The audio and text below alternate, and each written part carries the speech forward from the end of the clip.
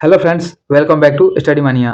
इस वीडियो में हम लोग ज्ञान बिंदु जीएस एकेडमी के द्वारा शुरू किए गए बिहार एसआई मेंस का प्रैक्टिस सेट नंबर 4 को डिस्कस करने वाले हैं। और यह सेट जो है 8 फरवरी 2026 को डिस्कस कराया गया है। शुरू करते हैं। सबसे पहले देखते हैं क्वेश्चन नंबर 1। पहला क्वेश्चन है, निम्नलिखित कथनों पर विचार करें और बताइए कि कौन सा कथन सही है। कथन एक है हमारा, एक नाव धारा की दिशा में 30 मिनट में 20 किलोमीटर जाती है। देखिए यहाँ पे 30 मिनट में 20 किलोमीटर जाती है, तो 30 मिनट में जाती है या 20 किलोमीटर। बात करते हैं कि आगे की प्रवाह की गति 10 किलोमीटर प्रति घंटा है, तो नाव की गति 30 किलोमीटर है। देखिए 30 मिनट में 20 किलोमीटर जाती है, तो 1 घंटे में जाएगी 40 किलोमीटर। 1 घंटे में 40 किलोमीटर जाएगी। और जो चाल होता है, चाल बराबर क्या होता है, दूरी बटा समय होता है। चाल बराबर दूरी बटा समय होता है। तो यहाँ पे जो दूरी दिया गया हमारा 40 है और समय दिया गया हमारा, समय की बात करते हैं तो 1 घंटा, यह हो जाएगा बाई 1 हो जाएगा, यानी यह आ जाएगा 40 किलोमीटर प्रति घंटा जाती है। 40 किलोमीटर प्रति घंटा जाती है। यहाँ पे प्रवाह का गति पूछा गया है, तो प्रवाह का गति निकालेंगे तो क्या आ जाएगा हमारा, प्रवाह का गति दिया गया है ऑलरेडी 10 किलोमीटर प्रति घंटा। 10 किलोमीटर प्रति घंटा।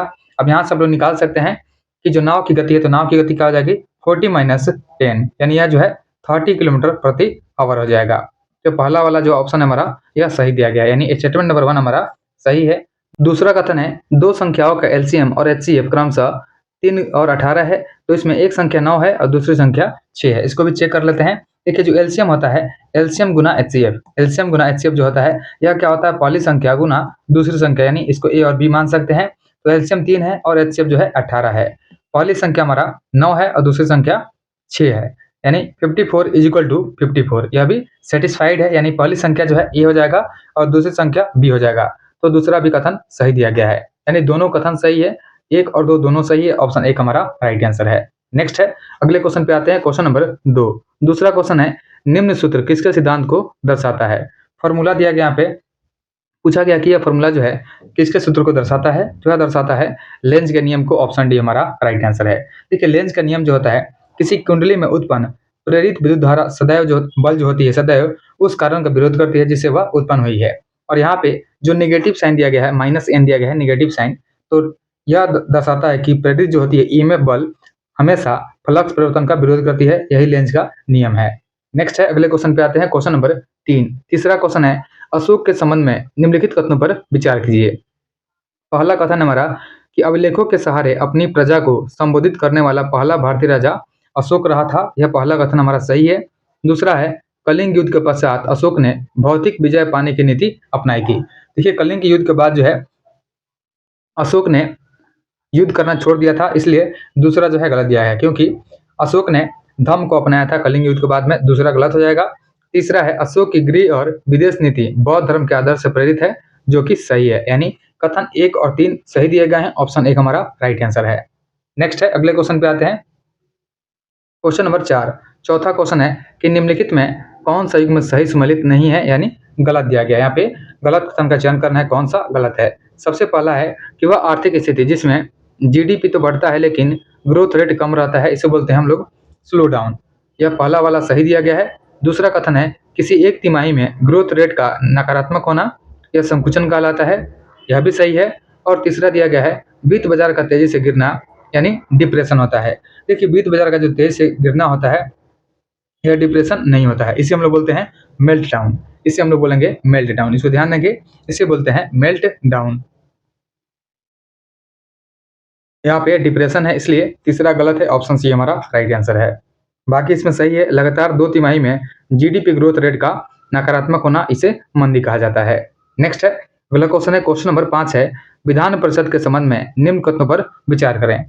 कथन 1 दिया गया हमारा कि अनुच्छेद 169 जो है, इसके अंतर्गत में विधान परिषद के निर्माण और उत्पादन प्रक्रिया का वर्णन है, यह सही दिया गया है। स्टेटमेंट नंबर 1 हमारा सही हो जाएगा। दूसरा है, विधान परिषद के निर्माण और समाप्ति की अंतिम शक्ति विधानसभा को होता है। देखिए विधान परिषद जो होता है, इसका निर्माण और समाप्ति का जो शक्ति होता है, यह विधान परिषद को नहीं होता है, यह जो होता है लोकसभा के पास होता है। इसलिए जो दूसरा वाला स्टेटमेंट हमारा, दूसरा कथन हमारा गलत हो जाएगा, इसलिए दूसरा गलत है। और तीसरा है कि किसी भी राज्य विधान परिषद के सदस्यों की कुल संख्या किसी भी स्थिति में 40 से कम नहीं होगी। कुछ अपवादों को छोड़ करके यह 40 से कम नहीं हो सकती है, इसलिए तीसरा जो है सही हो जाएगा। यहाँ पे स्टेटमेंट 1 और 3 सही है। ऑप्शन डी हमारा राइट आंसर है। देखिए बात करते हैं कि जो भारत का संविधान है इसका भाग 6 में आर्टिकल 168 है, 168 से 212 तक जो है विधानमंडल का प्रावधान किया गया है। और आर्टिकल 168 जो है इसी में प्रावधान किया गया है कि प्रत्येक राज्य का एक अपना विधानमंडल होगा और राज्य विधानमंडल का निर्माण जो है विधानसभा एवं राज्यपाल से मिल करके होता है। जहाँ पे द्विसदनीय व्यवस्था है उसमें राज्यपाल, विधान परिषद और विधानसभा शामिल होते हैं। और विधान परिषद का निर्माण जो है एवं उत्पादन या समाप्ति आर्टिकल 169 में वर्णित है। यानी आर्टिकल 169 जो है इसमें विधान परिषद के बारे में बताया गया है। नेक्स्ट है, अगले क्वेश्चन पे आते हैं, क्वेश्चन नंबर 6। देखिए छठा क्वेश्चन दिया गया है कि निम्नलिखित कथनों पर विचार कीजिए। स्टेटमेंट नंबर 1 है हमारा, कथन 1 है अर्सा मेजर एक प्रकार का नक्षत्र मंडल है, जो कि सही दिया गया है। अर्सा मेजर जो होता है एक प्रकार का नक्षत्र मंडल है। दूसरा है ध्रुव तारा आसमान में हमेशा एक ही स्थान पर होता है, तो ध्रुव तारा जो होता है आसमान में हमेशा एक ही स्थान पर होता है, यह भी सही है। और तीसरा है सप्तऋषि की सहायता से ध्रुव तारे की स्थिति का पता लगाया जा सकता है, यह भी सही दिया गया है। यानी तीनों कथन सही है, यानी 1, 2 और 3 तीनों सही है। ऑप्शन सी हमारा राइट आंसर है। देखिए जो सप्तऋषि होती है 7 तारों का समूह होता है, जो कि नक्षत्र मंडल यानी अर्सा मेजर का भाग होता है। और उत्तरी तारा जो होता है उत्तर दिशा को बताता है, जिसे ध्रुव तारा कहा जाता है। नेक्स्ट है, अगला क्वेश्चन देखते हैं, क्वेश्चन नंबर 7 है निम्नलिखित कथनों पर विचार कीजिए। स्टेटमेंट नंबर 1 है हमारा कि लिथुआनिया देश की राजधानी तिराना है। देखिए लिथुआनिया की राजधानी विल्नियस हो जाएगा, तिराना नहीं, यह हो जाता है राजधानी। लिथुआनिया का जो राजधानी है इसको हम लोग बोलते हैं विल्नियस, इसको बोलते हैं विल्नियस। विल्नियस जो है लिथुआनिया की राजधानी है, तो यहाँ पे पहला वाला गलत है। दूसरा है लातविया यूरोप महादेश के अंतर्गत में आता है, तो लातविया जो है यह यूरोप के अंतर्गत में आता है, यह सही दिया गया है। और तीसरा है मसेरू लेसोथो देश की राजधानी है। मसेरू लेसोथो जो है, मसेरू यह लेसोथो देश की राजधानी है, तीसरा वाला सही दिया गया है। इसको ध्यान देंगे कि जो मसेरू लेसोथो है देश की राजधानी, यह सही दिया गया है, इसलिए तीसरा सही हो जाएगा। यहाँ पे कथन हमारा 2 और 3 सही है। पूछा गया है उपयुक्त कथनों में से कौन सा कथन सही नहीं, यहाँ पे गलत पूछा गया है, तो ऑप्शन ए गलत है, ऑप्शन बी हमारा राइट आंसर हो जाएगा। नेक्स्ट है, अगला क्वेश्चन देखते हैं, क्वेश्चन नंबर 8। 8वां क्वेश्चन है निम्नलिखित में कौन सा विकल्प दिए गए परिपथ में प्रवाहित धारा और तुल्य प्रतिरोध को क्रमशः दर्शाता है। देखिए सबसे पहले देखेंगे यहाँ पे R1 दिया गया है 2 ओम, R2 जो है 4 ओम है, R3 3 ओम है और R4 जो है यह भी 3 ओम दिया गया है। तो यहाँ पे जब कुल प्रतिरोध निकालेंगे तो हमारा R जो हो जाएगा, ये श्रेणी क्रम है तो सबको ऐड कर देंगे, यह जो है R1 plus R2 plus R3 plus R4 कर देंगे, तो यहाँ पे ऐड करेंगे, यह हो जाएगा टोटल मिलकर के 12 ओम हो जाएगा। बात करते हैं अब धारा का, तो जब कुल धारा निकालते हैं, जो कुल धारा होता है, कुल धारा इसको L बोलते हैं, इसको हम लोग लिख सकते हैं, फॉर्मूला होता है इसका V/R। V/R इसको निकालने का तरीका होता है, यहाँ पे V जो है वोल्ट दिया गया है, 6 वोल्ट दिया गया है, ये हो जाएगा 6/R का मतलब हो जाएगा 12 ओम हो जाएगा, तो यह आ जाएगा हमारा 0.5 एम्पियर। यानी धारा की बात करते हैं कुल धारा का, तो 0.5 एम्पियर का धारा हो जाएगा और जो रेसिस्टेंट हो जाएगा हमारा 12 ओम हो जाएगा। तो हमारा आंसर जो हो जाएगा यह हो जाएगा ऑप्शन डी, 0.5 एम्पियर धारा हो जाएगा और तुल्य प्रतिरोध इसका 12 ओम हो जाएगा। नेक्स्ट है, अगले क्वेश्चन पे आते हैं, क्वेश्चन नंबर 9 है निम्नलिखित में से कौन सा सही नहीं है, इसमें से गलत का चुनाव करना है, कौन सा गलत दिया गया है। सबसे पहले है 5 क्रमागत संख्याओं का औसत 21 है, तो सबसे बड़ी संख्या 23 होगी। देखिए बात करते हैं 5 क्रमागत संख्याओं का औसत अगर 21 दिया गया है तो सबसे बड़ी संख्या 23 होगी, यह सही दिया गया है। कैसे सही दिया गया है, क्योंकि जो एवरेज होता है यह बीच में होता है, तो 5 संख्याएं हैं तो 2 जो है दाहिने साइड होंगी और 2 जो है यह बाएं साइड में होंगी, यानी अगला नंबर जो होगा 22 होगा, उसके बाद में 23 होगा, यानी अंतिम संख्या जो हो जाएगा सबसे बड़ी संख्या यह 23 है, तो इसलिए पहला स्टेटमेंट हमारा सही हो जाएगा।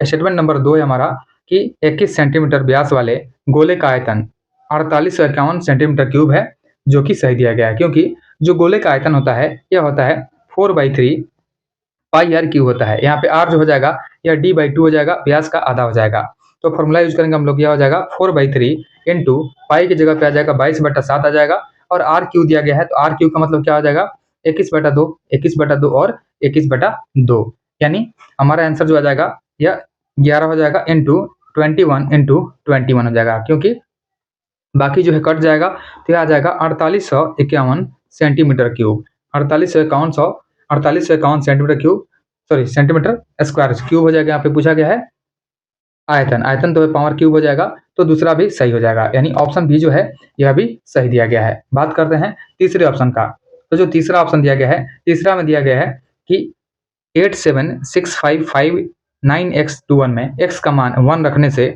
11 से विभाज्य हो जाएगा। देखिए यहाँ पे जो 11 का विभाज्यता का नियम होता है, इसको चेक करेंगे तो कैसे चेक कर सकते हैं, अल्टरनेट वाले नंबर को हम लोग घटाते हैं। तो अल्टरनेट को जब घटाएंगे तो क्या होगा, 8 + 6 जो है यह 14 हो गया, प्लस 9, 14 + 9 23, 23 + 2 यानी 25 हो गया। ये हो जाएगा 25 इज इक्वल टू, यह हो जाएगा 7 + 5, यह हो जाएगा 12, 12 प्लस x है और प्लस 1 है, यानी 13 + x हो जाएगा। यानी इनको घटाने के बाद जो है इन दोनों का जो डिफरेंस है यह हमारा या तो 0 आना चाहिए या 11 का मल्टीपल आना चाहिए, यानी 11 का मल्टीपल आएगा तभी हम मानेंगे इससे विभाज्य हो जाएगा। तो इसको लाने के लिए हम लोग क्या करेंगे, हम लोग इसको चेक कर सकते हैं। यह हो जाएगा 25 इज इक्वल टू 13 + x। अगर 0 को लाना चाहते हैं तो 25 - 13 + x को हम लोग घटाएंगे तो क्या आना चाहिए, हमारा 0 आना चाहिए। यानी यह हो जाएगा 25 इज इक्वल टू 13 + x हो जाएगा, यानी x का वैल्यू जो आ जाएगा यह 12 आ जाएगा। कहने का मतलब है x का वैल्यू जो 12 आ गया, इसका मतलब क्या हो गया, x जो है 11 + 1 है, यानी एक ज़्यादा है।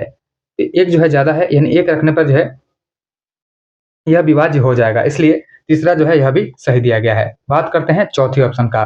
तो जब चौथे ऑप्शन पे आते हैं, चौथा ऑप्शन दिया गया है कि जब 100 में से किसी संख्या का 25% घटाया जाता है तो उसका शेषफल वही संख्या होती है, तो वह संख्या 32 है। देखिए यह जो है वह संख्या बताया गया कि 32 है। यहाँ पे मान लेंगे कि संख्या जो है हमारा संख्या x हो जाएगा। जब संख्या x हो जाएगी तो संख्या का 25% की बात करते हैं, संख्या का 25% की बात करते हैं तो क्या हो जाएगा, 0.25x हो जाएगा। यानी संख्या का 25% का मतलब क्या हो जाएगा, 0.25x हो जाएगा। तो 100 माइनस 0.25x को हटाने पर हमारा क्या आएगा, वैल्यू जो आएगा ये x आएगा। इसका मतलब है यह जो है 1.25x है, क्योंकि जो संख्या है अगर 100 में से घटाते हैं तो इसको 1 मानेंगे तो क्या हो जाएगा 0.25x हो जाएगा। यही जो हम आएगा हमारा 100 आएगा, यानी x का वैल्यू हमारा 100 आना चाहिए। तो यहाँ पे x का वैल्यू जो आएगा हमारा यह आ जाएगा 100 डिवाइड बाई 1.25 आएगा, यानी संख्या जो है हमारा 80 है। लेकिन यहाँ पे संख्या जो है 32 दिया गया है, इसलिए ऑप्शन डी हमारा गलत है, ऑप्शन डी हमारा आंसर हो जाएगा। नेक्स्ट है, अगले क्वेश्चन पे आते हैं, क्वेश्चन नंबर 10। देखिए 10 नंबर क्वेश्चन देखते हैं।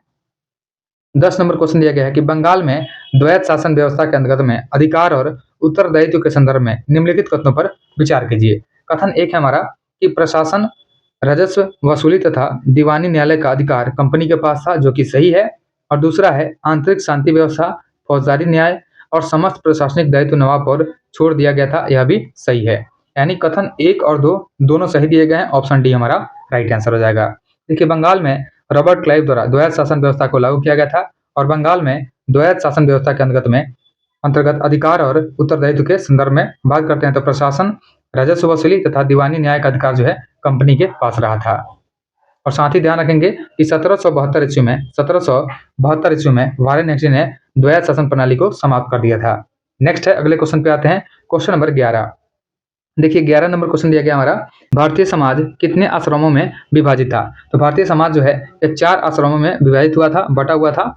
ऑप्शन 1 हमारा राइट आंसर है। और इन 4 आश्रमों का उल्लेख किया गया था जाबाला उपनिषद में। बात करते हैं इसमें चारों आश्रमों का, तो पहला हो जाएगा हमारा ब्रह्मचर्य। पहला हमारा था ब्रह्मचर्य था, शिक्षा और अनुशासन का जीवन मतलब ब्रह्मचर्य था। एक था गृहस्थ, गृहस्थ जीवन था दूसरा वाला, गृहस्थ यानी पारिवारिक और सामाजिक कर्तव्य का जीवन। तीसरा था वानप्रस्थ, तीसरा था हमारा वानप्रस्थ हो जाएगा।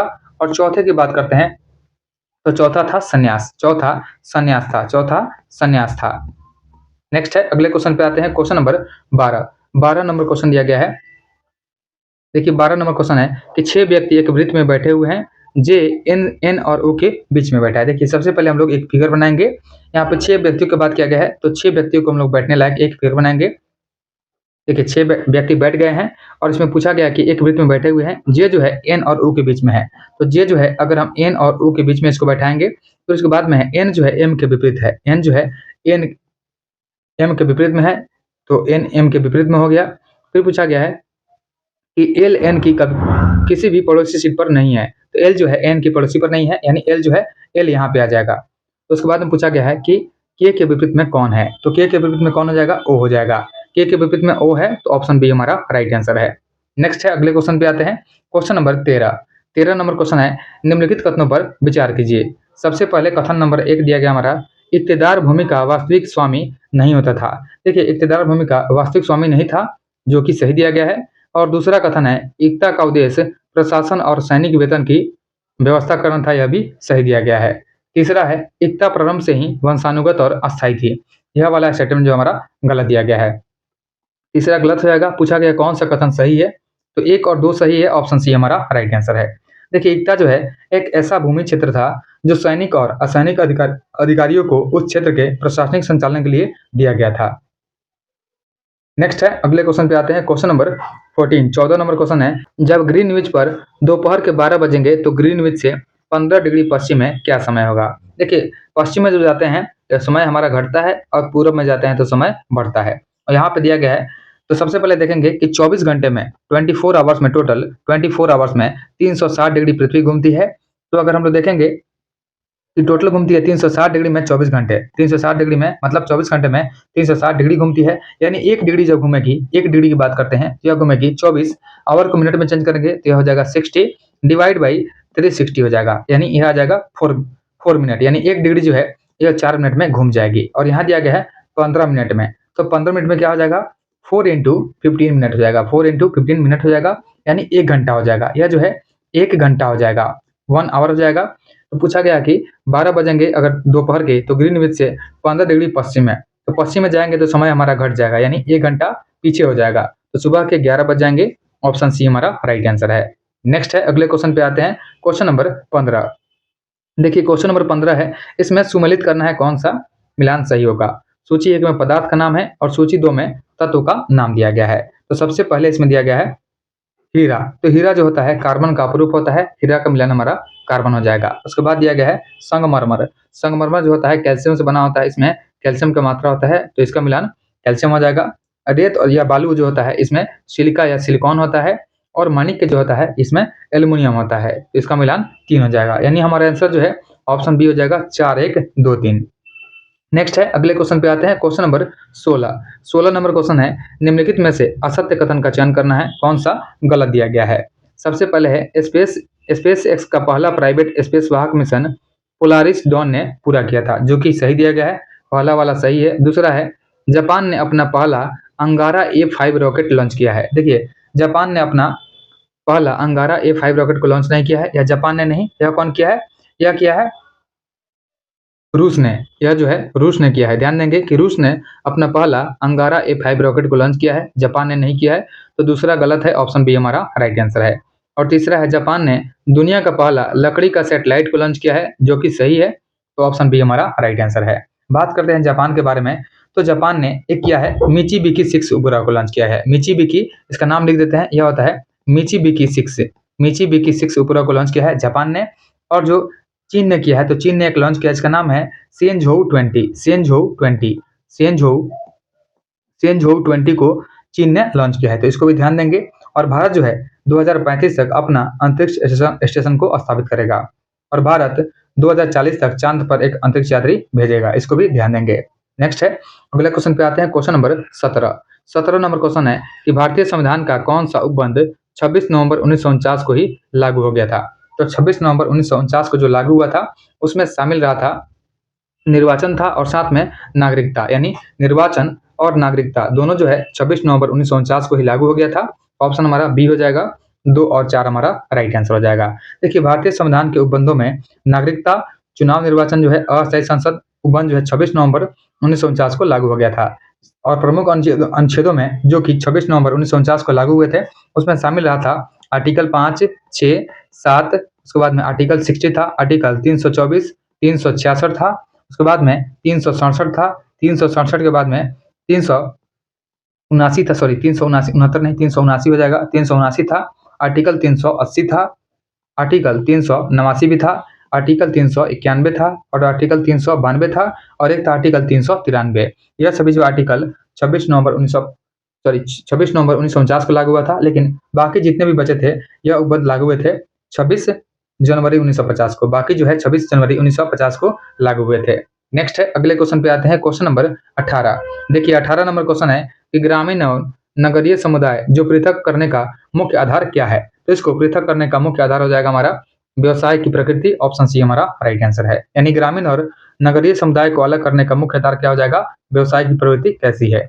ग्रामीण समुदाय जो होता है मुख्यतः कृषि या इससे जुड़े अन्य व्यवसाय से होता है, जो अपनी जीविका कमाता है।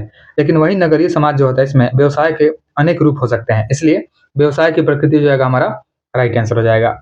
नेक्स्ट है, अगला क्वेश्चन देखते हैं। क्वेश्चन नंबर 19 है, दी गई आकृति में ये दिया गया ए बी पैरेलल है सी डी के तथा एक्स वाई जेड एक त्रिभुज है। यदि एंगल ए एक्स वाई जो है 70 डिग्री है और एंगल एक्स जेड डी जो है 120 डिग्री है, तो एंगल वाई एक्स जेड का निकालना है। देखिए यहाँ पे एंगल वाई एक्स जेड को निकालेंगे। सबसे पहले हम लोग इसके फिगर को देखेंगे। देखिए फिगर देखते हैं, यहाँ पे फिगर दिया गया है, तो फिगर की बात करते हैं। इसमें दिया गया है कि एंगल एक्स वाई जो है 70 डिग्री है, एंगल एक्स वाई 70 डिग्री दिया गया है। और बात करते हैं एंगल एक्स जेड डी का, या 120 डिग्री दिया गया है। तो हमें निकालना क्या है, हमें निकालना है एंगल ए को निकालना है कि एंगल ए जो है यह कितना दिया गया है। तो सबसे पहले हम लोग देखेंगे कि एक ही प्लेन में अगर स्थित है, तो अगर इसको हम लोग बी मान लेंगे तो हमारा हो जाएगा 70 डिग्री प्लस ए प्लस बी, यह हमारा हो जाएगा 180 डिग्री। और यहाँ पे हम लोग देख सकते हैं कि जो एंगल बी है, angle B plus 120 degree equal to कितना होना चाहिए, 180 डिग्री होना चाहिए। तो यहाँ से निकाल सकते हैं कि वी का जो वैल्यू है यह 60 डिग्री हो जाएगा, यानी 70 degree plus 60 degree plus A equal to 180 degree. तो यहाँ से हम देख सकते हैं कि ए का जो वैल्यू आ जाएगा 180 डिग्री माइनस 130 डिग्री, यानी ए का वैल्यू आ जाएगा हमारा 50 डिग्री। यहाँ पे ऑप्शन बी हमारा राइट आंसर हो जाएगा। नेक्स्ट है, अगले क्वेश्चन पे आते हैं। क्वेश्चन नंबर 20 नंबर क्वेश्चन है, इंग्लैंड के गौरवपूर्ण क्रांति कब हुई थी। तो इंग्लैंड की गौरवपूर्ण क्रांति जो है यह हुई थी 1688 में। ऑप्शन एक हमारा राइट आंसर है। देखिए इंग्लैंड की जो गौरवपूर्ण क्रांति है 1688 को रक्तहीन क्रांति भी कहा जाता है। नेक्स्ट है, अगला क्वेश्चन देखते हैं। क्वेश्चन नंबर 21 नंबर क्वेश्चन है, निम्नलिखित कथनों पर विचार कीजिए। कथन एक है, वसा और कार्बोहाइड्रेट युक्त भोजन को ऊर्जा देने वाला भोजन भी कहा जाता है, जो कि सही है। दूसरा है, विटामिन ए हमारी त्वचा और आंखों को स्वस्थ रखने में सहायक होती है, यह भी सही दिया गया है। यानी कथन 1 और 2 दोनों सही है। इसमें से ऑप्शन सी हमारा राइट आंसर हो जाएगा। देखिए विटामिन ए जो होता है हमारी त्वचा तथा आंखों को स्वस्थ रखने में सहायता करती है, और इसकी कमी से रतौंधी और त्वचा संबंधी समस्याएं हो सकती है। बात करते हैं वसा का। तो वसा का मुख्य स्रोत जो होता है पशु आधारित प्रोडक्ट होता है, जैसे घी, मक्खन, मांस, मछली, यह जो है वसा के स्रोत होते हैं। और वनस्पति आधारित जो स्रोत होते हैं इसमें तेल, मूंगफली, सरसों, जैतून, सूरजमुखी जो है यह वसा के स्रोत हो जाएंगे।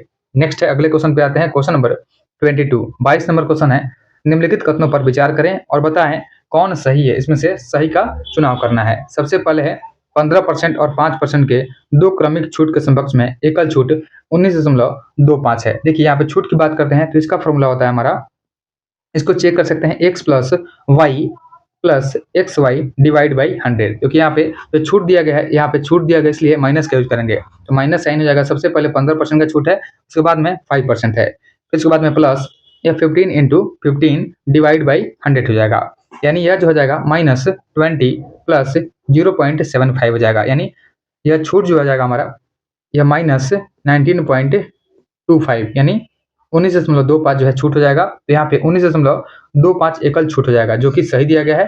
तो ऑप्शन एक हमारा सही हो जाएगा।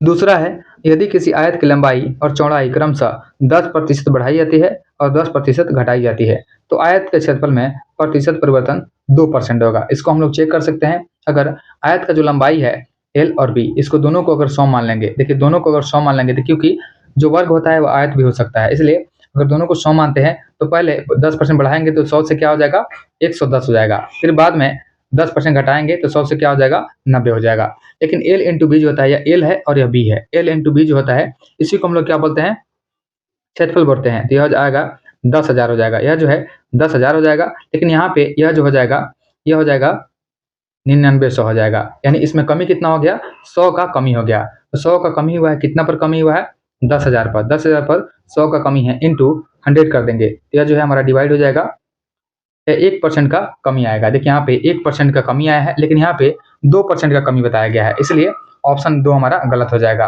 पूछा गया है कौन सा कथन इसमें सही है, तो केवल एक सही है, ऑप्शन बी हमारा राइट आंसर है। नेक्स्ट है, अगले क्वेश्चन पे आते हैं। Question number 23। देखिए 23 नंबर क्वेश्चन है कि संविधान के संदर्भ में निम्नलिखित में से कौन सा कार्य जो है प्रमुख है। इसमें से कौन सा प्रमुख है उसका चुनाव करना है। सबसे पहले है, यह साथ रह रहे विभिन्न तरह के लोगों के बीच में जरूरी भरोसा और सहयोग विकसित करता है, जो कि सही है। दूसरा है, यह सरकार के अधिकारों की सीमा तय करता है और इसे हमें बताता है कि नागरिक के क्या अधिकार हैं, यह भी सही है। और तीसरा है, यह स्पष्ट करता है कि सरकार का गठन कैसे होगा और किसे फैसला लेने का अधिकार है, यह भी सही दिया गया है। यानी तीनों कथन सही है, ऑप्शन डी हमारा राइट आंसर है। नेक्स्ट है, अगला क्वेश्चन देखते हैं, क्वेश्चन नंबर 24 नंबर क्वेश्चन है, निम्नलिखित कथनों पर विचार कीजिए। कथन 1 है, विश्व आर्द्रभूमि दिवस जो है हर साल 2 फरवरी को मनाते हैं, यह सही दिया गया है। यानी कथन नंबर 1 जो है हमारा सही है। और कथन 2 है, इसका उद्देश्य है आर्द्रभूमि के संरक्षण, इसका महत्व और पृथ्वी पर इसके सकारात्मक प्रभाव के प्रति वैश्विक जागरूकता बढ़ाना। यानी दूसरा कथन भी जो है यह भी सही दिया गया है। तो कथन 1 और 2 दोनों सही दिए गए हैं। तो हमारा आंसर जो हो जाएगा, यह हो जाएगा कि कथन 1 और कथन 2 दोनों सही है तथा कथन 2 जो है 1 का सही व्याख्या करता है। ऑप्शन बी हमारा राइट आंसर है। देखिए कुछ तिथि जो है उसको याद रखेंगे, जैसे 1 जनवरी को क्या होता है, वैश्विक परिवार दिवस। 4 जनवरी को लुईस ब्रेल दिवस होता है। 9 जनवरी को प्रवासी भारतीय दिवस होता है। 10 जनवरी को विश्व हिंदी दिवस होता है। तो इन सभी को आप लोग एक एक करके याद रखेंगे। नेक्स्ट है, अगले क्वेश्चन पे आते हैं, क्वेश्चन नंबर 25। देखिए क्वेश्चन नंबर 25 दिया गया है, इसमें सूची 1 और 2 का मिलान करना है। सूची 1 में झील का नाम है और सूची 2 में अवस्थिति दिया गया है। सबसे पहले है कांवर झील। तो कांवर झील जो है यह है बेगूसराय में। कांवर झील बेगूसराय में है। उसके बाद में है कुशेश्वर स्थान झील जो कि दरभंगा में है। कुशेश्वर स्थान झील जो है दरभंगा में है। गोगा बिल झील जो है यह कटिहार में स्थित है। और एक अनुपम झील, तो अनुपम झील जो है, अनुपम झील हो जाएगा हमारा कैमूर में। अनुपम झील कैमूर में हो जाएगा।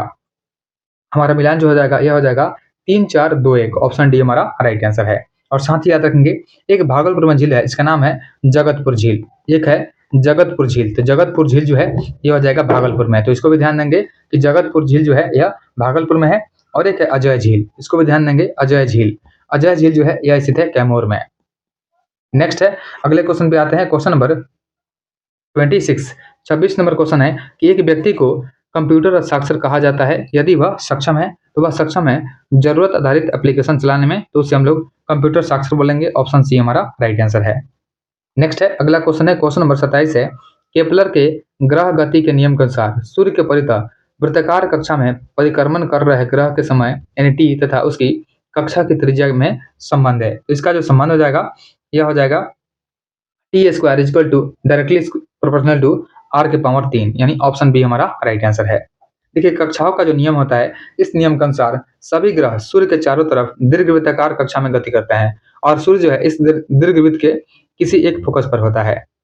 नेक्स्ट है, अगला क्वेश्चन देखते हैं, क्वेश्चन नंबर 28 नंबर क्वेश्चन है, एक पानी की टंकी का 3/16 भाग जो है 15 मिनटों में भरता है, तो बाकी टंकी कितनी देर में भरेगी। तो बात करते हैं, देखिए 3/16 का मतलब क्या हो गया कि 16 भाग में से जो 3 भाग है उसको भरा जाता है 15 मिनट में। 3 भाग को 15 मिनट में भरा जाता है, तो जो बाकी भाग बच गया 16 में से 3 भाग तो भर गया, इसका मतलब कितना बच गया, 13 भाग बच गया। तो 13 भाग कितना देर में भरेगा ये पूछा गया है। तो 13 भाग कैसे भरेगा, 15/3 इंटू 13 हो जाएगा। एक एक नियम का यूज करेंगे, यहाँ पे आ जाएगा या 5 से कट जाएगा, 13 × 5 = 65 यानी 65 मिनट में, 65 मिनट में भर जाएगा। ऑप्शन बी हमारा राइट आंसर है।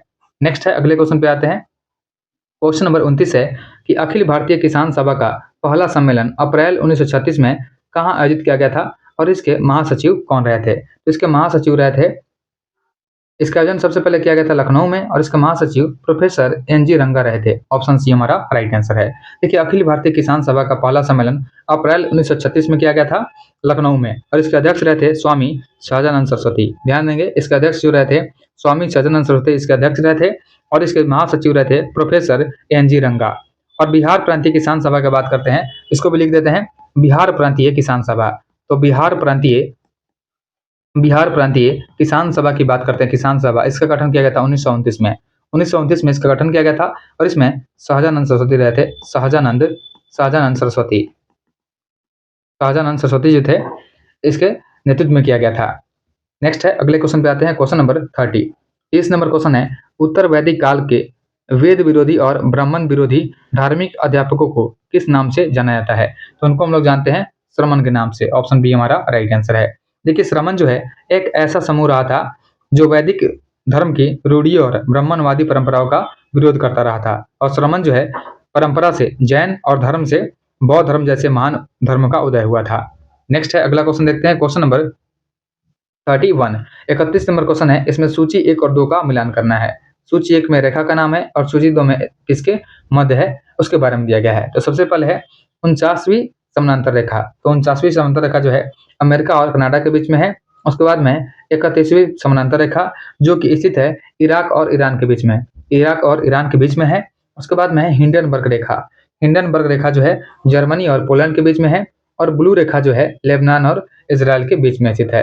यानी आंसर की बात करते हैं तो हमारा आंसर हो जाएगा, सबसे पहले हो जाएगा 2, फिर में 1 हो जाएगा, फिर 3 और 4 हो जाएगा, फिर 3 और 4 हो जाएगा। यानी 2, 1, 3, 4 हमारा आंसर है। आगे हम लोग ऑप्शन देख लेते हैं। 2, 1, 3, 4 हमारा आंसर हो जाएगा। देखिए 2, 1, 3, 4 ऑप्शन ए में है, ऑप्शन ए हमारा राइट आंसर हो जाएगा। साथ में कुछ और भी है, उसको भी याद रखेंगे। जैसे 17 डिग्री पैरेलल लाइन जो है इसके बारे में पूछा जाए किसके मध्य स्थित है, तो यह जो है उत्तरी वियतनाम, यह जो है उत्तरी वियतनाम और दक्षिणी वियतनाम इन दोनों के बीच में हो जाएगा 17 डिग्री पैरेलल लाइन हो जाएगा। नेक्स्ट है, अगला क्वेश्चन है, भुगतान संतुलन से चालू खाते में क्या क्या शामिल होता है। तो भुगतान संतुलन से चालू खाते में जो शामिल होता है इसमें शामिल है वस्तुओं का आयात निर्यात, सेवाओं का आयात निर्यात, एक पक्षीय हस्तांतरण और जैसे प्रेषण, यानी इसमें से सभी शामिल होता है। ऑप्शन डी हमारा राइट आंसर है। देखिए चालू दृश्य तथा अदृश्य खाता को मिलाने से बनता है भुगतान संतुलन चालू खाता। नेक्स्ट है, अगला क्वेश्चन है क्वेश्चन नंबर 33। 33 नंबर क्वेश्चन है कि निम्नलिखित कथनों पर विचार करें। सबसे पहला है, संख्या दिया गया है 3 टू द पावर 2015, इसका अंतिम अंक जो है 7 है। इसको चेक करना है कि सही है कि नहीं है। देखिए आधार संख्या जो है, आधार संख्या 2, 3, 7, 8 रहने पर जो घात होता है इसमें 4 से विभाजित करते हैं। यानी यहाँ पे पावर दिया गया 2015, तो इसको हम लोग क्या करेंगे 4 से डिवाइड करेंगे। तो यह जो है 4 से जब डिवाइड करेंगे ये आ जाएगा हमारा 3, यानी शेषफल आया हमारा 3। इसका मतलब क्या है, ये 3 टू द पावर 3 हो जाएगा। 3 टू द पावर 3 का मतलब क्या होता है 27, यानी इसका जो इकाई अंक है यह 7 है, जो कि सही दिया गया है। तो ऑप्शन एक हमारा सही हो जाएगा। उसके बाद दूसरा है 7 + 14 + 21, ऐसे करके 7 के मल्टीपल में दिया गया है 700 तक है, तो बराबर है, यहाँ पे बराबर है, यह दिया गया है 38,350 के। तो इसको निकालने का क्या फॉर्मूला होता है, इसको सबसे पहले हम लोग कॉमन लेंगे। जब 7 को कॉमन लेंगे तो हो जाएगा 1 + 2 + 3 प्लस डॉट डॉट ये क्या हो जाएगा 100 तक चला जाएगा। यह जो है 100 तक चला जाएगा। और संख्याओं का जो एक योग होता है क्या होता है n × n + 1/2 होता है। तो यहाँ से हम लोग चेक कर सकते हैं। तो सबसे पहले 7 हो जाएगा और जो संख्या दिया गया है इसको निकालेंगे तो क्या हो जाएगा, यह हो जाएगा 100 × 101 हो जाएगा, क्योंकि n + 1 है, डिवाइड बाई 2 हो जाएगा। यानी यह जो है 50 हो जाएगा, यह हो जाएगा 350, ये हो जाएगा हमारा 350 × 101, यानी लास्ट में जो नंबर है लास्ट में तो 0 आएगा, लेकिन इसको मल्टीप्लाई करेंगे तो हो जाएगा 35,35,350, यानी जो दूसरा कथन है यह गलत दिया गया, क्योंकि यहाँ पे 38,350 दिया गया है, लेकिन हमारा जो आया है 35,350 आया है। दूसरा कथन हमारा दूसरा कथन गलत है। पूछा गया कौन सा सही है, तो केवल एक सही है, ऑप्शन एक हमारा राइट आंसर है। नेक्स्ट है, अगले क्वेश्चन पे आते हैं। क्वेश्चन नंबर 34 है, भारत का पहला ट्रांसमीडिया मनोरंजन शहर कहाँ विकसित होगा। तो भारत का पहला ट्रांसमीडिया मनोरंजन शहर जो है इसका विकास किया जाएगा आंध्र प्रदेश में, ऑप्शन एक हमारा राइट आंसर है। नेक्स्ट है, निम्नलिखित में कौन सा युग में सही सुमेलित नहीं है, इसमें से गलत का चुनाव करना है, कौन सा गलत है। तो सबसे पहले इसमें दिया गया है असम, असम का जनजातीय क्षेत्र हो जाएगा कार्बी आंगलांग क्षेत्र, यह सही दिया गया है। दूसरा है मेघालय, मेघालय का जनजातीय क्षेत्र में शामिल है गारो खासी जयंतिया, यह भी सही दिया गया है। उसके बाद में त्रिपुरा, त्रिपुरा का बोडोलैंड जिला, देखिए त्रिपुरा का बोडोलैंड जिला नहीं होता है, यह तीसरा वाला गलत हो जाएगा।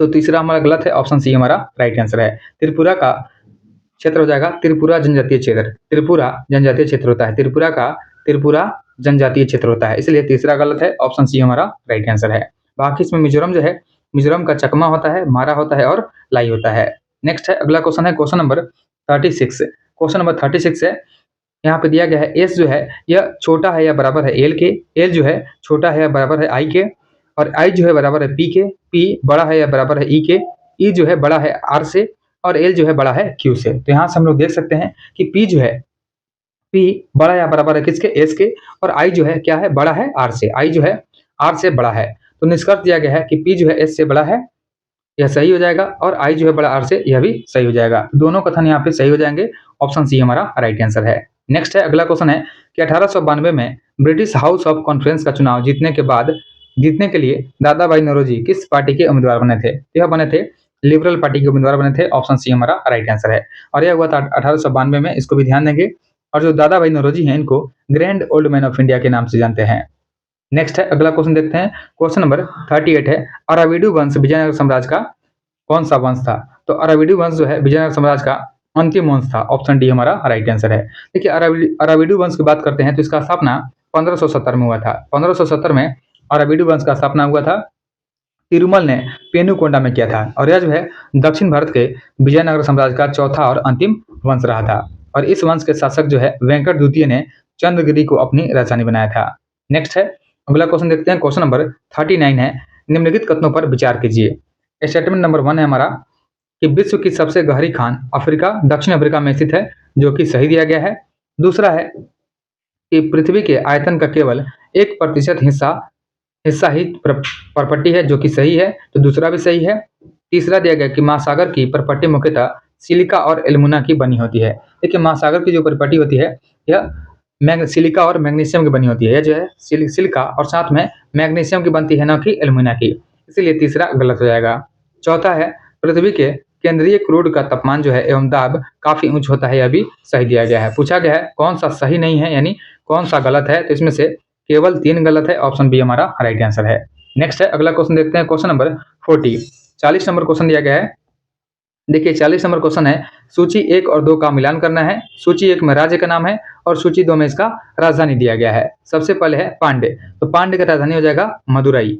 चोल का राजधानी हो जाएगा उरैयूर और चेर का राजधानी हो जाएगा करूर। यहाँ पे हमारा आंसर जो है 2, 3, 1 हो जाएगा। देखिए 2, 3, 1 ऑप्शन सी में है। ऑप्शन सी हमारा राइट आंसर है।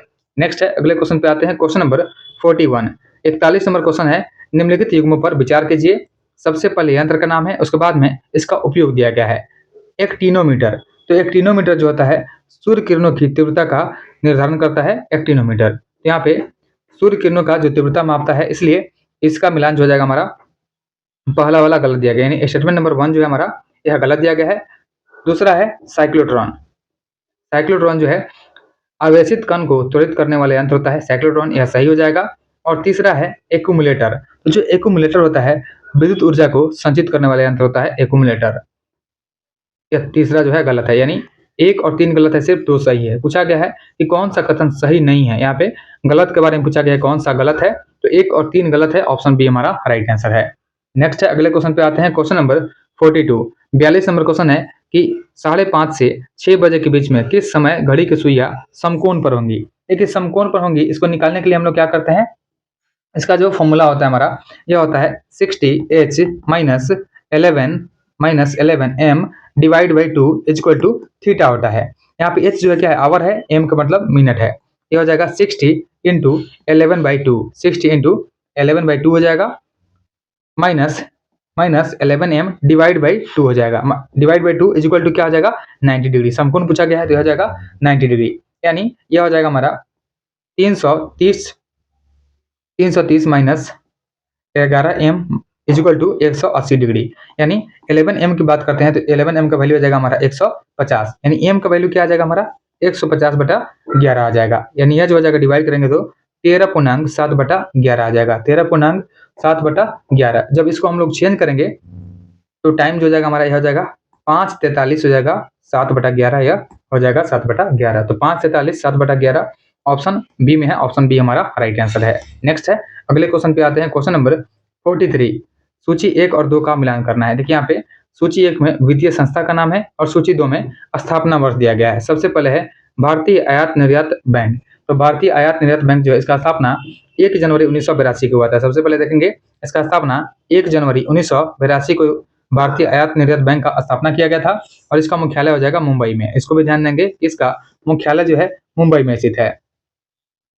तो पहला वाला जो हमारा मिलान दिया गया है 1 जनवरी 1982 हो जाएगा, 1 जनवरी 1982 ऑप्शन 2 हमारा मिलान हो जाएगा। दूसरा है भारतीय लघु उद्योग विकास बैंक, तो भारतीय लघु उद्योग विकास बैंक का मतलब क्या होता है, सिडबी। और सिडबी का स्थापना कब हुआ था, 2 अप्रैल 1990 को। तो 2 अप्रैल 1990 को सिडबी का स्थापना हुआ था। तो भारतीय लघु उद्योग विकास बैंक का स्थापना 2 अप्रैल 1990 हो जाएगा, इसका मिलान 1 हो जाएगा। उसके बाद में है राष्ट्रीय कृषि एवं ग्रामीण विकास बैंक, तो राष्ट्रीय कृषि एवं ग्रामीण विकास बैंक जो है इसको बोलते हैं नाबार्ड। तो नाबार्ड का स्थापना जो हुआ था ये हुआ था 12 जुलाई 1982 को, 12 जुलाई 1982 को इसका स्थापना हुआ था। देखिए ऑप्शन में भी है, ऑप्शन 4 में है 12 जुलाई 1982, इसलिए इसका मिलान जो है 4 हो जाएगा। और राष्ट्रीय आवास बैंक जो है इसका स्थापना हुआ था 9 जुलाई 1988 को, इसका मिलान जो है हमारा ऑप्शन 3 हो जाएगा। यानी हमारा आंसर जो हो जाएगा, हमारा आंसर जो हो जाएगा यह हो जाएगा 2, 1, 4, 3 ऑप्शन बी हमारा राइट आंसर है। नेक्स्ट है, अगले क्वेश्चन पे आते हैं। क्वेश्चन नंबर 44, 44 नंबर क्वेश्चन दिया गया यहाँ पे। कथन ए है कि धर्म को राज्य से अलग रखने की अवधारणा धर्म निरपेक्षता कहा जाता है। देखिए पहला वाला जो है सही दिया गया है, कथन ए जो है सही है। कारण आर है, भारत में धर्मनिरपेक्षता का अर्थ जो है राज्य द्वारा किसी भी धर्म को बढ़ावा न देना और सभी धर्मों के प्रति समान व्यवहार करना, यह भी सही दिया गया है। यानी कथन ए जो है यह सही दिया गया है और आर दोनों सही है, और आर जो है ए की सही व्याख्या भी करता है। तो ऑप्शन एक हमारा राइट आंसर है। नेक्स्ट है, अगले क्वेश्चन पे आते हैं। क्वेश्चन नंबर 45, निम्नलिखित में से विश्व की सबसे पुरानी पर्वत श्रृंखला कौन सी है? तो विश्व की सबसे पुरानी पर्वत श्रृंखला हो जाएगी अरावली, ऑप्शन बी हमारा राइट आंसर है। अरावली पर्वत का सर्वोच्च शिखर का नाम हो जाएगा गुरु शिखर, यानी गुरु शिखर जो है, गुरु शिखर अरावली पर्वत का सबसे ऊंचा शिखर हो जाएगा। इसको भी ध्यान देंगे, जो कि आबू पहाड़ी पर स्थित है, और आबू पहाड़ी पर जैन धर्म का प्रसिद्ध दिलवाड़ा का जैन मंदिर भी स्थित है। इसको ध्यान देंगे कि दिलवाड़ा का जैन मंदिर जो है यह आबू पहाड़ी पर ही स्थित है। नेक्स्ट है, अगले क्वेश्चन पे आते हैं। क्वेश्चन नंबर 46, 46 नंबर क्वेश्चन है। निम्नलिखित में से कौन सा मिलान सही नहीं है, यानी गलत दिया गया है? सबसे पहले शहर का नाम है, उसके बाद में उपनाम है। पहला है वायनाड, केरल में है वायनाड, इसका उपनाम है भगवान का बगीचा। तो पहला वाला जो है सही दिया गया है। उसके बाद में दूसरा पीडुगुराला, आंध्र प्रदेश में है पीडुगुराला, इसको बटर सिटी बोलते हैं। देखिए यह जो है गलत हो जाएगा, क्योंकि इसको बोलते हैं चूना शहर। ध्यान देंगे कि पीडुगुराला जो है इसको चूना शहर कहा जाता है, तो दूसरा गलत है, ऑप्शन बी हमारा राइट आंसर है।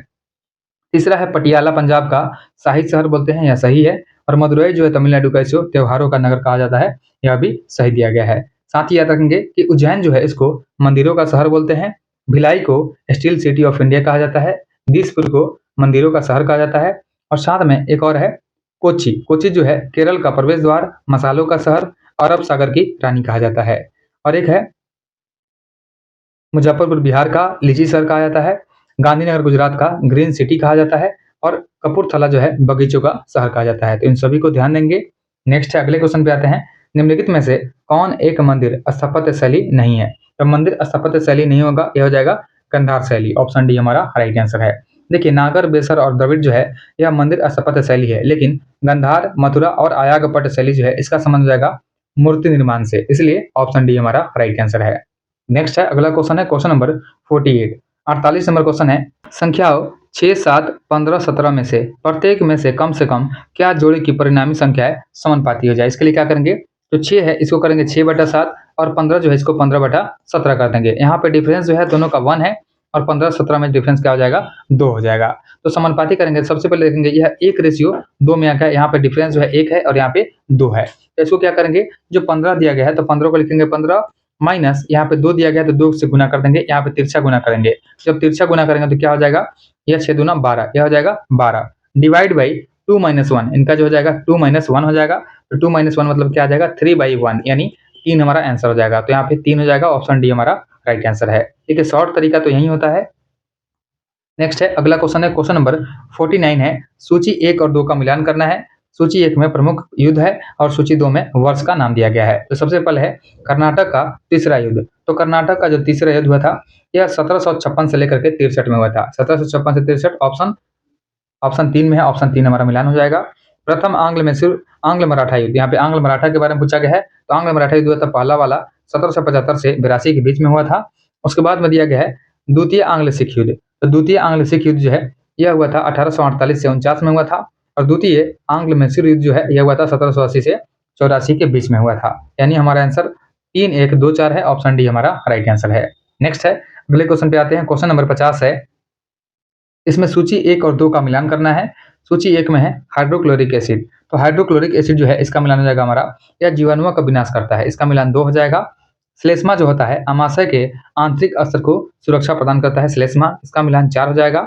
जठर रस जो होता है, जठर रस प्रोटीन का विघटन करता है, इसका मिलान 1 हो जाएगा। और पीत रस जो होता है, तो पीत रस वसा पाचन में उपयोगी होता है, इसलिए इसका मिलान 3 हो जाएगा। यानी हमारा आंसर जो है 2, 4, 1, 3 है। देखिए 2, 4, 1, 3 ऑप्शन सी में है, ऑप्शन सी हमारा राइट आंसर है। नेक्स्ट है, अगला क्वेश्चन है क्वेश्चन नंबर 51 है। लोकसभा अध्यक्ष को कैसे हटाया जाता है? तो लोकसभा अध्यक्ष जो होते हैं इनको लोकसभा में सभी सदस्यों के बहुमत से पारित प्रस्ताव के द्वारा हटाया जाता है, ऑप्शन बी हमारा राइट आंसर है। देखिए बात करते हैं आर्टिकल 93 का। तो जो आर्टिकल 93 होता है, आर्टिकल 93 इसके तहत जो है लोकसभा अपने सदस्यों के बीच से एक अध्यक्ष और एक उपाध्यक्ष का चुनाव करते हैं। एक होता है आर्टिकल 94, तो आर्टिकल 94 जो होता है इसमें अध्यक्ष और उपाध्यक्ष के पद का रिक्त होना इसके बारे में दिया गया है और त्याग पत्र और पद से हटाए जाने की प्रक्रिया का भी वर्णन किया गया आर्टिकल 94 में। नेक्स्ट है अगला क्वेश्चन देखते हैं, क्वेश्चन नंबर 52। 52 नंबर क्वेश्चन दिया गया है कि भारत ने किस नदी पर बने बगलिहार डैम से पाकिस्तान को जाने वाला पानी रोक दिया है? तो यह पानी जो रोका गया है यह रोका गया है चेनाब नदी का। ऑप्शन बी हमारा राइट आंसर है। देखिए भारत ने चेनाब नदी पर बने बगलिहार डैम से पाकिस्तान को जाने वाले पानी को रोक दिया है। नेक्स्ट है अगला क्वेश्चन है, पार्स डिस्टिलिस, पार्स इंटरमीडिया और पार्स नर्वोसा किस ग्रंथि के भाग हैं? तो पार्स डिस्टिलिस, पार्स इंटरमीडिया और पार्स नर्वोसा जो है यह पीयूष ग्रंथि के भाग हैं। ऑप्शन बी हमारा राइट आंसर है। नेक्स्ट है अगला क्वेश्चन है, क्वेश्चन नंबर 54 है। 54 इसका जो आंसर हो जाएगा ऑप्शन सी हो जाएगा, 1 हो जाएगा। नेक्स्ट है अगला क्वेश्चन है कि निम्नलिखित में से किस स्थानीय पवन को शीत पवन भी कहा जाता है? तो शीत पवन कहा जाता है जोंडा को। ऑप्शन डी हमारा राइट आंसर है। देखिए जोंडा जो है इसको शीत पवन कहा जाता है, इसको ध्यान देंगे। और रॉकित पर्वतमाला के पूर्वी ढालों के नीचे उतरने वाली गर्म हवा जो होती है उसको चिनूक कहा जाता है। और चिनूक जो होता है इसको हिम भक्षक भी बोलते हैं, इसको बोलते हैं हिम भक्षक, हिम भक्षक बोलते हैं चिनूक को, इसको भी ध्यान देंगे।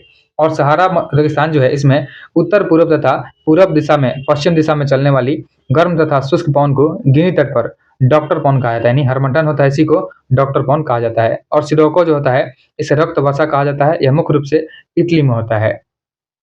नेक्स्ट है अगला क्वेश्चन देखते हैं, क्वेश्चन नंबर 56।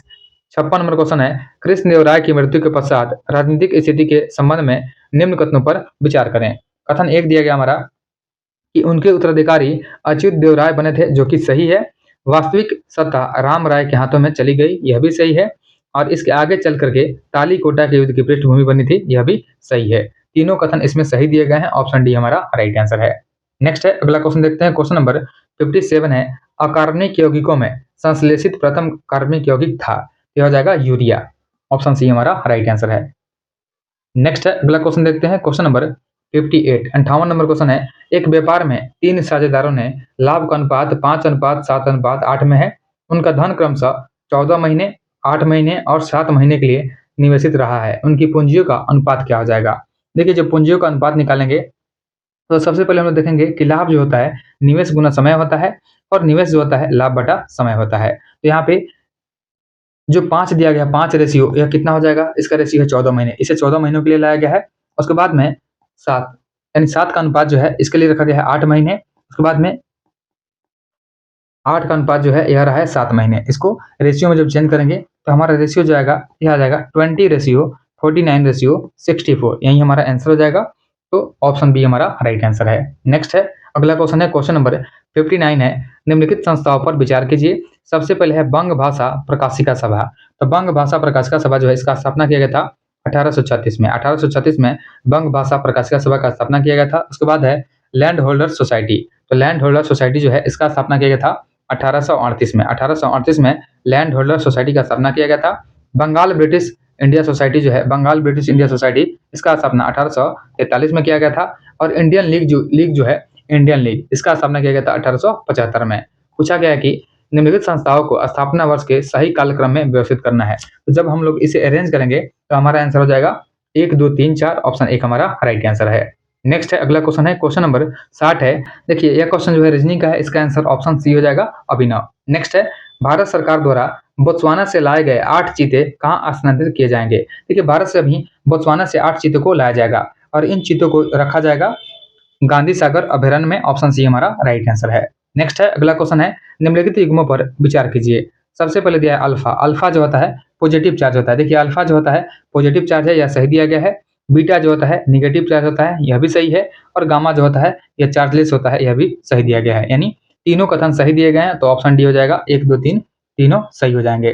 नेक्स्ट है अगले क्वेश्चन पे आते हैं, क्वेश्चन नंबर 63 है कि राष्ट्रपति शासन के संदर्भ में निम्नलिखित कथनों पर विचार करें। कथन 1 है हमारा, राष्ट्रपति शासन की उद्घोषणा प्रारंभिक रूप से 2 महीना तक लागू रहती है, जो कि सही है। संसद के दोनों सदनों द्वारा साधारण बहुमत से अनुमोदन के बाद में यह उद्घोषणा अधिकतम 6 माह तक लागू होती है, यह भी सही है। और इसे अधिकतम 3 वर्ष की अवधि तक बढ़ाया जा सकता है, यह भी सही है। यानी सभी कथन सही है। ऑप्शन डी हमारा राइट आंसर है। नेक्स्ट है अगला क्वेश्चन है, क्वेश्चन नंबर 64 है कि भारत का एकमात्र सक्रिय ज्वालामुखी बैरन द्वीप कहाँ स्थित है? तो बैरन द्वीप जो है यह स्थित है मध्य अंडमान के पूर्व में। ऑप्शन बी हमारा राइट आंसर है। नेक्स्ट है, देखिए यहाँ पे दिया गया है कि 5 केले तथा 4 सेबों का मूल्य जो है 3 केले तथा 7 सेबों के मूल्य के बराबर है। तो 1 केले तथा 1 सेब के मूल्य का अनुपात क्या होगा? यहाँ से अगर के के मतलब केला मान लेते हैं और ए का मतलब सेव मान लेते हैं। के का मतलब क्या हो गया? केला हो गया और ए का मतलब सेव हो गया। ए का मतलब सेव हो गया। तो यहाँ पे दिया गया है, ये हो जाएगा 5 के, 5 केला और साथ में 4 ए यानी 4 सेव इज इक्वल टू 3 के हो जाएगा, 3 केले के बराबर हो जाएगा, प्लस 7 ए या 7 ए मतलब 7 सेव हो जाएगा। यहाँ से देखेंगे यह हो जाएगा 2 के इज इक्वल टू 3 ए हो जाएगा, यानी के जो है के और ए का जो रेशियो हो जाएगा यह क्या हो जाएगा? 3:2 हो जाएगा। तो 3:2 ऑप्शन ए में है। ऑप्शन ए हमारा राइट आंसर है।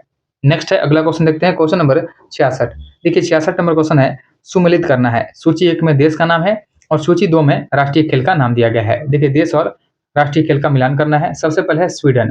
तो स्वीडन जो हो जाएगा इसका राष्ट्रीय खेल फुटबॉल हो जाएगा। स्कॉटलैंड जो है इसका राष्ट्रीय खेल हो जाएगा रग्बी फुटबॉल। हंगरी का जो फुटबॉल हंगरी का राष्ट्रीय खेल जो हो जाएगा यह हो जाएगा वाटर पोलो। और ईरान का राष्ट्रीय खेल हो जाएगा कुश्ती।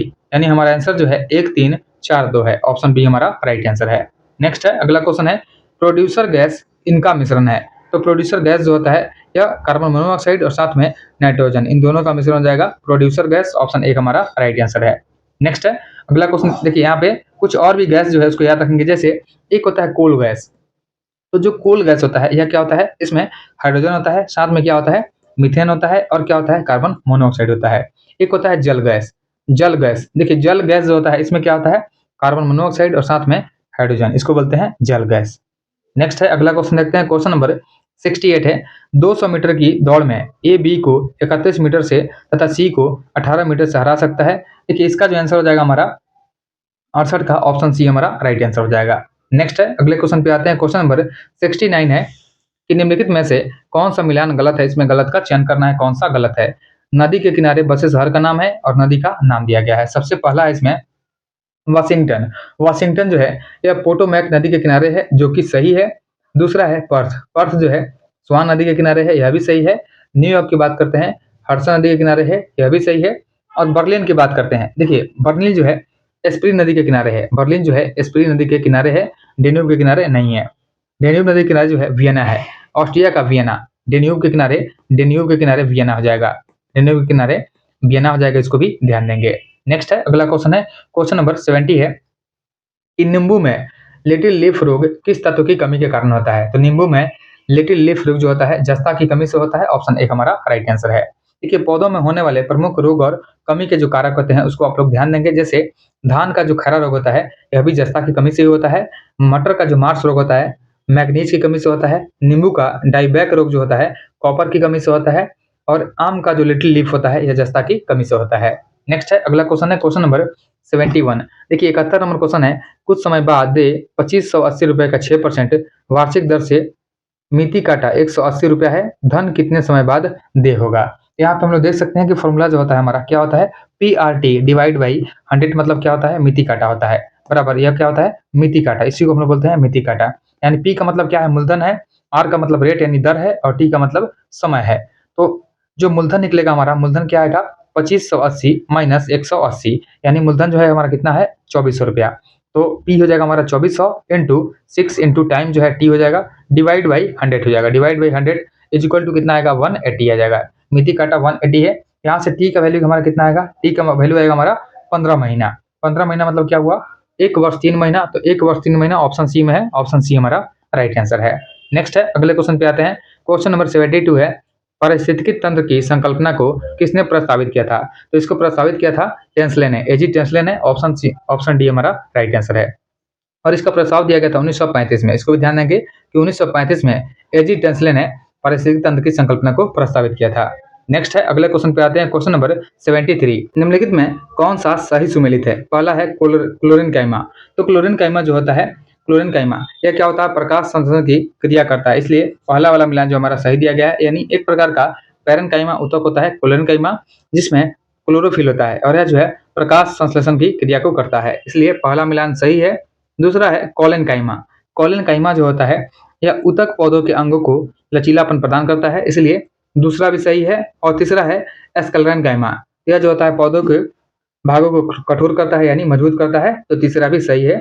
ऑप्शन डी हो जाएगा। 1, 2, 3 तीनों सही दिए गए हैं। नेक्स्ट है अगला क्वेश्चन है, क्वेश्चन नंबर 74 है, सभी मकान खिड़कियां है। देखिए यहाँ पे सभी मकान जो है वह खिड़कियां हैं। तो मकान जो है सभी मकान क्या है, खिड़कियां हैं। अगर बाहर वाले को हम लोग मानेंगे खिड़की, फिर आगे दिया गया है कि सभी सड़कें खिड़कियां हैं, यानी सड़कें जो है इसके अंदर कर देंगे तो सभी सड़कें क्या हो जाएंगी, खिड़कियां हो जाएंगी। सभी खिलौने खिड़कियां हैं, तो खिलौनों को भी हम लोग अंदर कर देंगे, सभी खिलौने क्या हो जाएंगी, खिड़कियां हो जाएंगी। सभी खिलौने खिड़कियां हो जाएंगी। फिर निष्कर्ष है इसका, कुछ खिलौने मकान है। देखिए कुछ खिलौने मकान है, यह जो है गलत हो जाएगा। दूसरा है कुछ सड़कें मकान है, यह भी गलत है। और कुछ सड़कें खिलौने हैं, यह भी गलत है। यानी इसमें से कोई भी सही नहीं है, यानी कोई भी अनुसरण नहीं करता है, तो ऑप्शन सी हमारा राइट आंसर हो जाएगा। नेक्स्ट है अगला क्वेश्चन है, क्वेश्चन नंबर 75, 75 नंबर क्वेश्चन है। कथन 1 दिया गया हमारा कि लोकतांत्रिक शासन में अंतिम निर्णय लेने की शक्ति जनता द्वारा चुने गए प्रतिनिधियों के पास होती है, जो कि सही है। और दूसरा है, कारण है इसका, लोकतांत्रिक सरकार संवैधानिक कानूनों और नागरिक अधिकारों के दायरे में रह करके काम करती है, यह भी सही दिया गया है।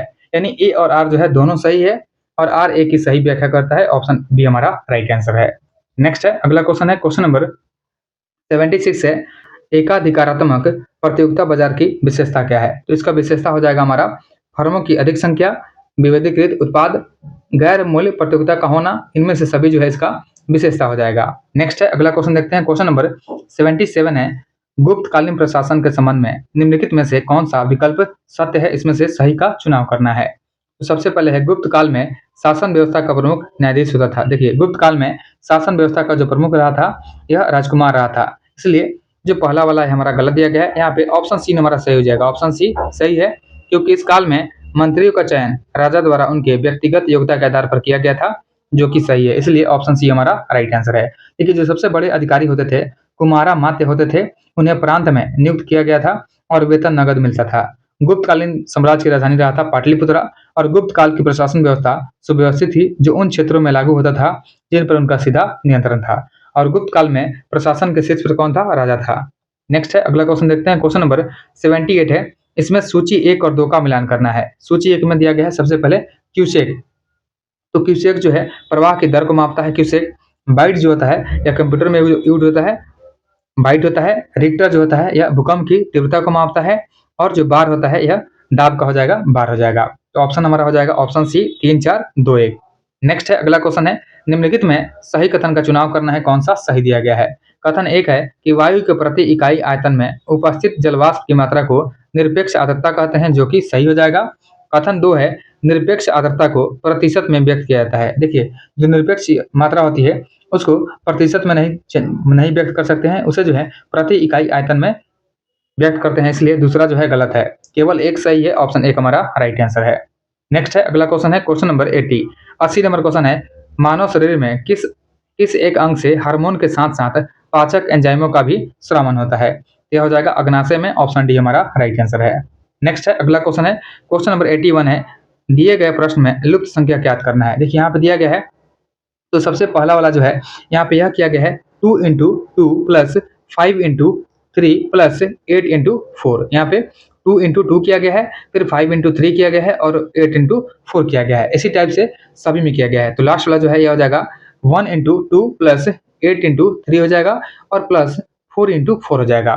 यानी यह जो हो जाएगा 2 प्लस 24 प्लस 16, यानी यह जो हो जाएगा 42 हो जाएगा। तो 42 42, ऑप्शन सी हमारा राइट आंसर है।